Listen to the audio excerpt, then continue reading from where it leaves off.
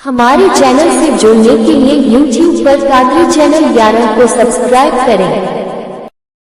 अर्ज किया गया या रसूलुल्लाह सल्लल्लाहु तआला अलैहि वसल्लम कौन सा अमल बेहतर है, अय्युल अमल अफदल, यानी कौन सा अमल बेहतर है। लेकिन यहाँ जब सवाल किया जा रहा है तो ये मुतलक नहीं, मतलब ये होता है अय्यु अमलिन फिल इस्लाम अफदल, यानी इस्लाम में कौन सा अमल बेहतर है, ये मकसद होता है। यानी सवाल जो पूछा जा रहा है वो यही पूछा जा रहा है कि या रसूलुल्लाह सल्लल्लाहु तआला अलैहि वसल्लम इस्लाम में बेहतर अमल कौन है, अफजल अमल कौन है। याद रखिए, मुमकिन है कि आपने अहादीस मुबारका सुनी होगी कि या रसूलुल्लाह सल्लल्लाहु अलैहि वसल्लम इस्लाम में कौन सा अमल बेहतर है, तो कभी आकाए करीम सल्लल्लाहु अलैहि वसल्लम ने इरशाद फरमाया इत्आमुत ताम, खाना खिलाना अफजल है। कभी आकाए दो आलम सल्लल्लाहु अलैहि वसल्लम ने इरशाद फरमाया होगा कि लोगों को पानी पिलाना अफजल है। अब कोई सवाल कर सकता है कि अगर ऐसी बात है कि जब सवाल आकाए दो आलम सल्लल्लाहु अलैहि वसल्लम से इस तरह किया जा रहा है या रसूलल्लाह इस्लाम में कौन सा अमल अफजल है, तो कभी आका फरमाते हैं पानी पिलाना अफजल है, कभी फरमाते हैं कि खाना खिलाना अफजल है, कभी आका फरमाते हैं लोगों से सलाम करना अफजल है, कभी आका फरमाते हैं नमाज का उसके वक्त पे अदा करना ये अफजल है। तो ऐसे कैसे हो सकता है कि एक ही चीज के बारे में सवाल हो और जवाबात जो है मुतअद्दिद एतबार से हो। तो उसका मुख्तसर सा जवाब ये है कि जब जिस जगह पर ज्यादा जिस चीज की जरूरत थी और आकाए दो आलम सल्लल्लाहु अलैहि वसल्लम ने देखा कि सवाल करने वाले को या हमारे उम्मती को सबसे ज्यादा किस चीज की जरूरत है इस वक्त, उस हवाले से आका ने फरमाया कि ये चीज करना तुम्हारे लिए सबसे अफजल है। यानी जब कभी सवाल किया गया या रसूलल्लाह इस्लाम में कौन सा अमल बेहतर है, तो आका ने फरमाया इत्आमुत ताम, खाना खिलाना बेहतर है। तो मतलब ये था उस वक्त लोग बहुत ज्यादा भूखे रहते थे तो खाने की ज्यादा जरूरत थी, लिहाजा आका ने फरमाया इत्आमुत ताम, खाना खिलाना बेहतर है। कभी ऐसा हुआ कि लोगों को प्यास की शिद्दत ने निढाल कर रखा था, फिर सवाल किया गया उस दौर में या उस वक्त में या रसूलुल्लाह सल्लल्लाहु अलैहि वसल्लम अय्यु अमलिन अफदल फिल इस्लाम, ऐ आका इस्लाम में कौन सा अमल बेहतर है। फिर आका ने फरमाया होगा कि लोगों को पानी पिलाना अफजल है। यानी जिस जगह पर सवाल हुआ उस एतबार से उस मुनासबत से आकाए दो आलम सल्लल्लाहु अलैहि वसल्लम ने जवाब दिया। अब आका से सवाल किया जा रहा है या रसूलुल्लाह सल्लल्लाहु अलैहि वसल्लम अय्यु अमलिन अफदल फिल इस्लाम, इस्लाम में कौन सा अमल बेहतर है। आका फरमाते हैं अस्सलातु लिवक्तिहा, ये पूछने वाले इस्लाम में सबसे बेहतर अमल कौन है, नमाज का उसके वक्त पर अदा करना, ये इस्लाम में सबसे अफजल आला है, बेशक सबसे अफजल आला है। फिर आका फरमाते हैं, फिर सवाल किया जाता है तुम आए या रसूलल्लाह उसके बाद क्या है, फकाल नबी सल्लल्लाहु तआला अलैहि वसल्लम बिर्रुल वालिदैन, वालिदैन के साथ हुस्ने सलूक करना ये इस्लाम में सबसे अफजल। और फिर अर्ज किया गया या रसूलल्लाह सुम्मा आए या रसूलल्लाह उसके बाद क्या है, फकाल नबी सल्लल्लाहु तआला अलैहि वसल्लम अल जिहाद फी सबीलिल्लाह, फी सबीलिल्लाह यानी अल्लाह तबारक व तआला की राह में लड़ना, यानी अल्लाह तबारक व तआला की दीन के लिए लड़ना, एलाए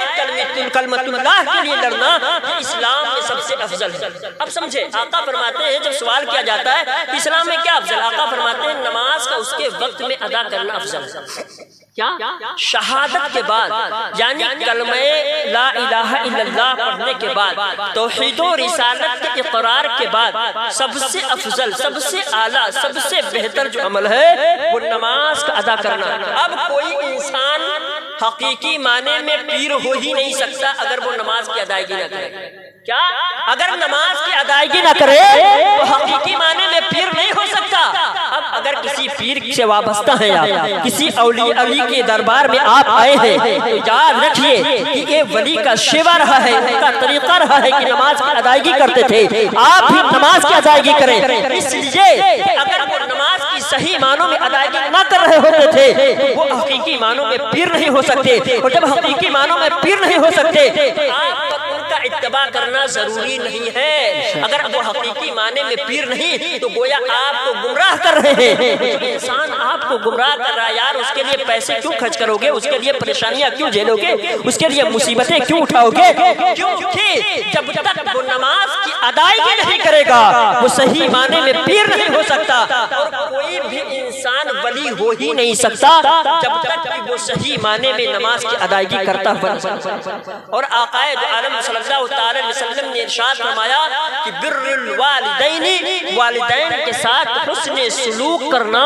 یہ انسان کے لیے سب سے بہتر عمل ہے۔ کیا اسلام میں انسان کے لیے سب سے بہتر عمل اسلام میں ہے یہ کہ اپنے والدین کے ساتھ حسن سلوک کرے۔ اب اگر پیر کے دربار میں آتے ہیں، ولی کے دربار میں آتے ہیں تو آپ یہاں سے درس لے کے جائیں، سبق لے کے جائیں اور یہ سمجھ کے جائیں، سوچ کے جائیں کہ واقعی جو پیر ہوتا ہے، ولی ہوتا ہے، وہ اپنے والدین کا فرما بردار ہوتا ہے، مطیع ہوتا ہے، ان کی آگیا کا پالن کرنے والا ہوتا ہے۔ اے مسلمانوں، جاؤ اور اپنے والدین کی بھی خدمات بجا لاؤ اور ان کے ساتھ حسن سلوک کرو، اور حسن سلوک اس طرح کرو کہ آپ سے وہ خوش ہو جائیں۔ جب آپ سے وہ خوش ہو جائیں گے تو اللہ خوش ہو جائے گا، لیکن اگر وہ آپ سے ناراض ہوں گے تو اللہ کے رسول فرماتے ہیں رضا رب فی رضا الوالدی وسخط الرب فی سخط الوالدی، کہ اے لوگو اللہ کی رضا، رب کی رضا، یعنی اللہ کی رضا، رب کی رضا اپنے والدین کی رضا مندی میں ہے، اور اپنے والدین کی اگر آپ ناراض کرتے ہیں والدین کو تو آپ اپنے رب کو ناراض کرتے ہیں۔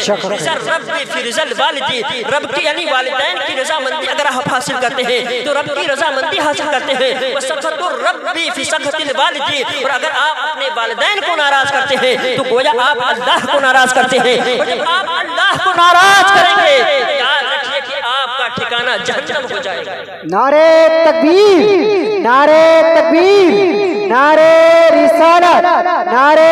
رسالت، عرص ضیاء الاولیاء، عرص ضیاء الاولیاء، علماء اہل سنت، علماء اہل سنت، نعرہ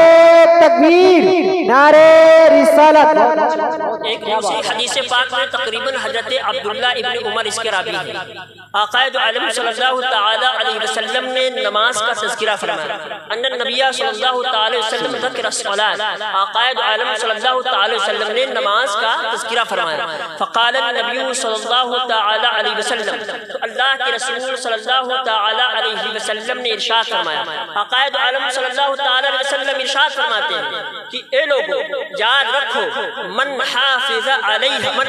علیہا، یعنی جس شخص نے نماز کی پابندی کی، یعنی نماز کی ادائیگی کی، من حافظ علیہا کانت لہو نور، تو اس کے لیے نماز نور بن جائے گی، وہ برہان، اور اس کے لیے دلیل بن جائے گی۔ آقا دو عالم صلی اللہ تعالی وسلم نے ارشاد فرمایا من حافظ علیہا، یعنی جس نے نماز کی حفاظت کی، نماز کی ادائیگی کی، کانت لہو نور، تو نماز اس کے لیے ایک روشنی کے مانند ہوگی۔ آقا دو عالم صلی اللہ تعالی وسلم نے ارشاد فرمایا وہ برہان، اور اس کے لیے دلیل ہوگی، یعنی برہان اس طرح ہوگی کہ جب انسان اس دنیا سے رخصت ہو جائے گا، دنیا سے چلا جائے گا، اور اس کا جب حساب و کتاب ہوگا تو یہ نماز اس کے لیے برہان دلیل کے طور پر کھڑی ہو جائے گی اور کہے گی اے اللہ تبارک و تعالی، اس پر تو نے جو نماز فرض کی تھی یہ بندہ اس نماز کی ادائیگی کیا کرتا تھا، لہٰذا میں اس کی طرف سے دلیل بنتی ہوں، اللہ تبارک و تعالیٰ کو اس کی بخشش فرما۔ بے شک، سبحان اللہ، سبحان اللہ۔ نور و برہان،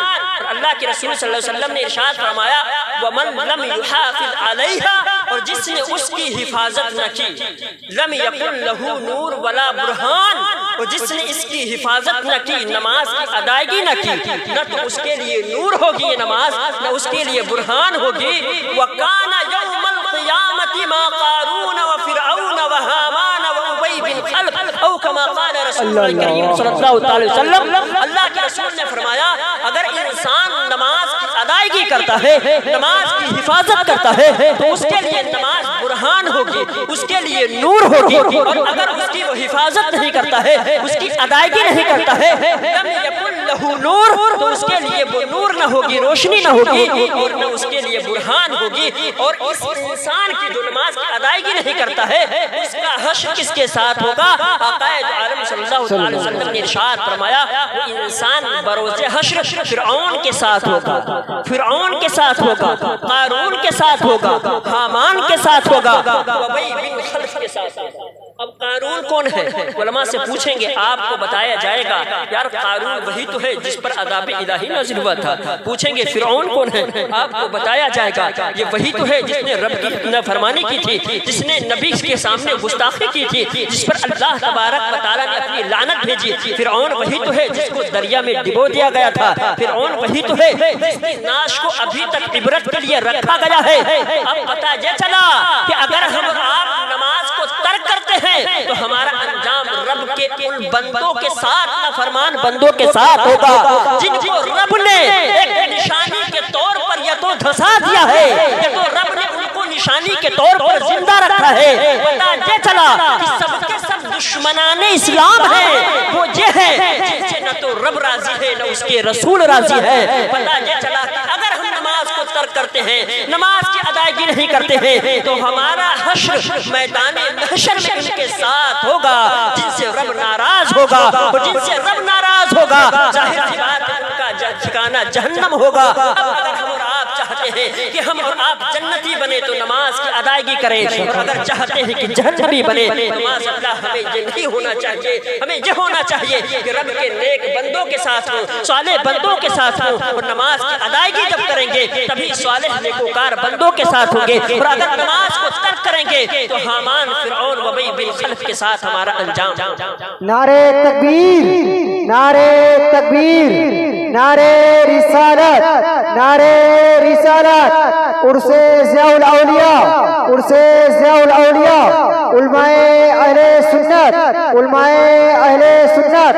مسلک اعلی حضرت، مسلک اعلی حضرت، نعرے تکبیر، نعرے رسالت۔ بہت اچھے۔ اور حدیث پاک ہے آقائد عالم صلی اللہ تعالی علیہ وسلم ارشاد فرماتے ہیں،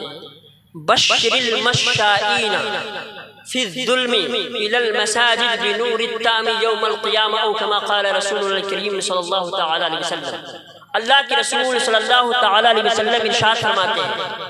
کہ رات کی تاریکی میں نماز کے لیے مسجد کی طرف قدم بڑھانے والوں کو خوشخبری دے، بشر المشائین فی الظلم الى المساجد بنور التام یوم القیامہ۔ رات کی تاریکیوں میں نماز کے لیے مسجد کی طرف روانہ ہونے والوں کو آپ یہ خوشخبری دے دو کہ بروز حشر ان کے لیے نور تام، مکمل نور اللہ تبارک و تعالیٰ نے تیار کیا۔ بے شک، سبحان اللہ، سبحان اللہ۔ اگر آپ آج جہاں پر دنیاوی زندگی میں نماز کی ادائیگی کے لیے رات کی تاریکی میں اپنے قدم کو اپنے گھر سے نکالتے ہیں مسجد کی طرف تاکہ روانہ ہو سکے، چاہے مغرب کی نماز کے لیے، عشاء کی نماز کے لیے، فجر کی نماز کے لیے یا نماز تہجد کے لیے، تو یاد رکھیے اللہ کے رسول فرماتے ہیں بشر المشائین فی الظلم الی المساجد۔ اللہ کے رسول فرماتے ہیں رات کی تاریکیوں میں مسجد کی طرف جانے والوں کو خوشخبری دے دو کہ اللہ تبارک و تعالیٰ نے قیامت میں ان کے لیے مکمل نور کو، نور تام کو تیار کر رکھا ہے۔ بے شک، سبحان اللہ، سبحان اللہ۔ پریشان حال ہوں گے لوگ، اذیتوں میں مبتلا ہوں گے لوگ، پریشانیوں میں مبتلا ہوں گے، اس وقت آپ کے نماز کی ادائیگی کرنے کی وجہ سے اللہ تبارک و تعالیٰ آپ کے لیے نور تام تیار کر کے رکھے۔ بے شک، سبحان اللہ۔ اور آپ چاہتے ہیں میدان محشر میں جب نفسی نفسی کا عالم ہو، ہر انسان پریشانی میں مبتلا ہو، اذیت میں مبتلا ہو، اس وقت اگر چاہتے ہیں کہ نور تام جس کو رب نے ہمارے لیے تیار کر رکھا ہے وہ ہمیں اپنے آپ میں ڈھالے ڈھانپے رکھے، تو ہمیں چاہیے کہ ہم نماز کی ادائیگی کریں۔ جب نماز کی ادائیگی کریں گے تو اللہ تبارک و تعالیٰ ہمیں اذیتوں سے دور فرما دے گا۔ حضرت تقریباً سعید بن یسار ہے، سعید بن یسار ہے، ان کے نماز پڑھنے کا طریقہ یہ تھا کہ ایک بار کی روایت ہے کہ یہ نماز پڑھ رہے تھے اور آپ کے پاس ہی میں پورا گھر جل کے راکھ ہو گیا۔ لوگوں نے گھر کو بجھانے کی کوشش کی لیکن گھر جل گیا، لیکن حضرت یسار کو، آپ کو یعنی سعید بن یسار کو پتہ نہ چلا کہ کوئی معاملہ درپیش آیا۔ لیکن ہمارا اپنا حال کیا ہوتا ہے کہ جب ہم نماز پڑھنے جاتے ہیں تو یہ دیکھتے ہیں کہ امام صاحب نے اپنے پیر کو اٹھایا تھا کہ نہیں، امام صاحب نے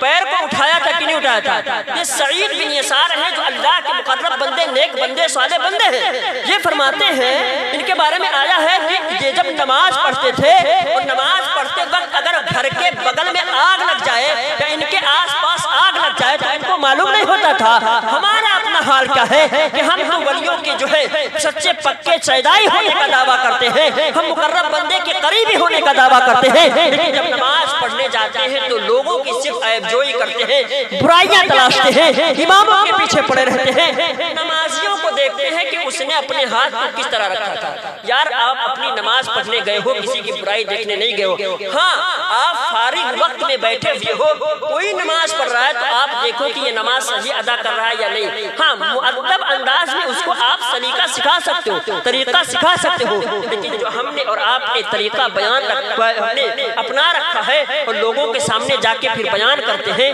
یہ بات مؤدب انداز میں نہیں ہوتی ہے، بلکہ یہ بے ادبی ہے، بد اخلاقی ہے، بد نظمی ہے، اور یہ اسلام کا طریقہ نہیں ہے۔ لہٰذا نظریہ بدلیے، طریقہ بدلیے، جب مساجد میں جائیے تو خلوصیت کے ساتھ جائیے اور یہ طریقہ اپناتے ہوئے نظر آئیے جو مسلمانوں کا شیوا رہا ہے، اللہ کے مقرب نیک بندوں کا شیوا رہا ہے۔ جب نماز پڑھتے تھے، نماز پڑھتے وقت اگر کہیں پر کوئی پریشانی بھی لاحق ہو جائے تو ان کو ذرہ برابر خبر نہ ملتی تھی۔ بس مختصر سی بات، اس وقت مجھے مکمل تو یاد نہیں ہے، میں نے پڑھا تھا ابھی جلد تقریباً میں نے 8 مہینے پہلے کہیں نماز کے حوالے سے گفتگو کی تھی، میں نے پڑھا تھا ایک اللہ کے نیک بندے مقرب بندے ہیں، وہ بیان کرتے ہیں، میں نے ایک عورت کو دیکھا نماز پڑھتے ہوئے، اس عورت کو نماز پڑھتے وقت میں نے دیکھا کہ بچھو نے عقرب نے تقریباً 40 بار ڈسا، کتنا 40 بار اس کو ڈسا، یہ کہہ لے چھیدا، لیکن اس عورت نے نماز کو ترک نہ کیا، جبکہ شریعت میں جو حکم ہے کہ جب کوئی موذی جانور ہو، کوئی اذیت دینے والی چیز جنتو آ جائے، جو جنتو آ جائے تو آپ نماز کو ترک کر سکتے ہو۔ علماء بیٹھے ہیں، اگر میں مسئلہ غلط بیان کروں گا تو اصلاح فرمائیں گے، اذیت دینے والی چیز ہو تو نماز چھوڑ سکتے ہو، لیکن حضرات اس عورت نے نماز کو ترک نہ کیا۔